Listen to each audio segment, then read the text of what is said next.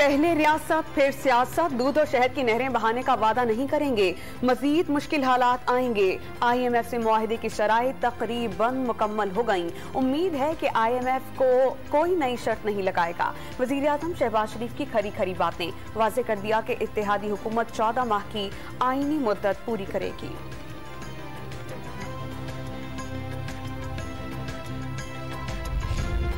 इमरान खान पंजाब में 20 हलकों के ज़िमनी इंतखाब की मुहिम खुद चलाएंगे। फवाद चौधरी का ऐलान, अमरीकी साजिश से हुकूमत हटाने पर फिर इल्जाम, सियासत में एस्टेब्लिशमेंट के किरदार का दावा भी कर दिया।